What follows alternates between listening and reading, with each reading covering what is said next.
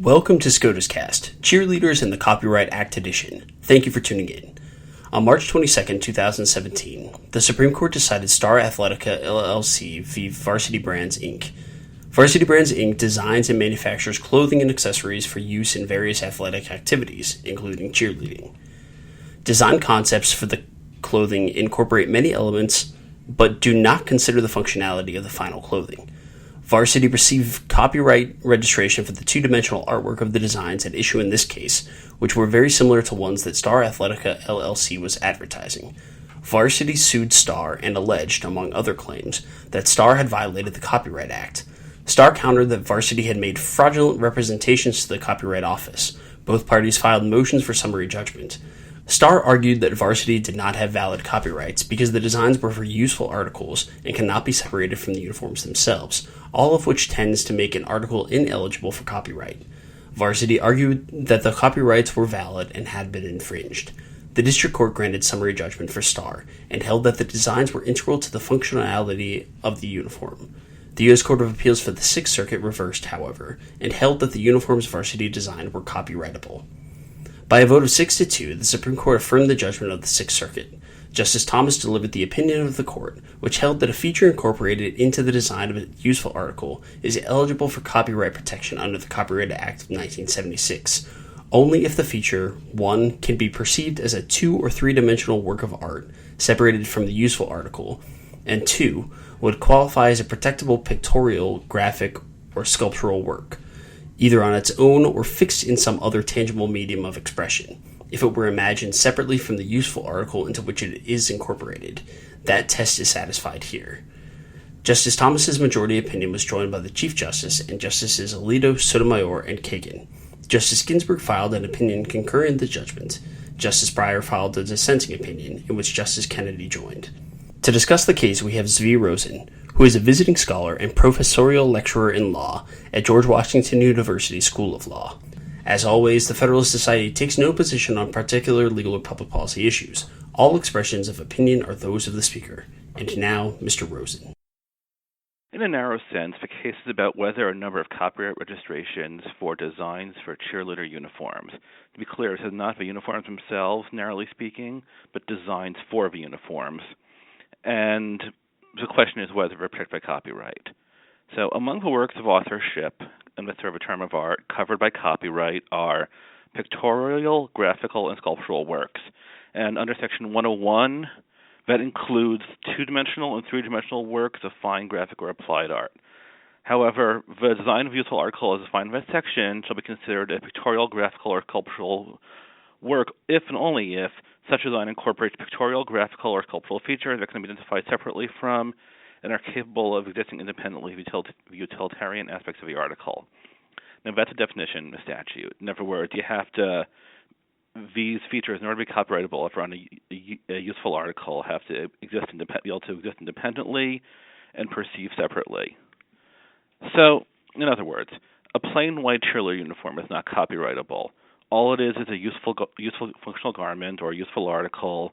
A design for a garment might be registrable for copyright to the extent the designs can be identified separately from and are capable of existing independently from cheerleader uniforms were printed on. The question in this case, then, is whether the test advocates for different circuit courts that elaborate on statutory text should be applied to determine whether designs that are meant to be printed on cheerleader uniform are copyrightable. And the narrow question in this case is only about designs for cheerleader uniforms and not the uniforms themselves. But in practice, it seems reasonably clear that the designs were only relevant as printed on uniforms, and the lawsuit was between two makers of cheerleader uniforms, not two companies that were making drawings of or for cheerleader uniforms. Given that the designs were fairly generic examples of color blocking, there was concern that since Varsity claims copyright in thousands of variations of color and shape of color blocking on cheerleader uniforms, extending copyright protection to the designs claimed by Varsity would give them a de facto monopoly in the cheerleader uniform market, for which they're already the dominant player.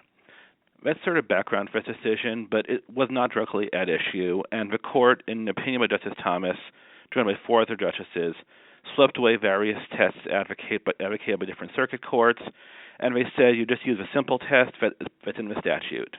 In other words, the pictorial, graphical, or sculptural features have to be identifiable separately from, and capable of existing independently of utilitarian aspects of the article. In other words, the designs for a cheerleader uniform has to be something that can be identified separately from the garment and something that can exist independently of the garment. According to the opinion, the first element that can be identified separately from should be easy to satisfy, and the issue of whether it's capable of existing independently is going to be a more difficult issue.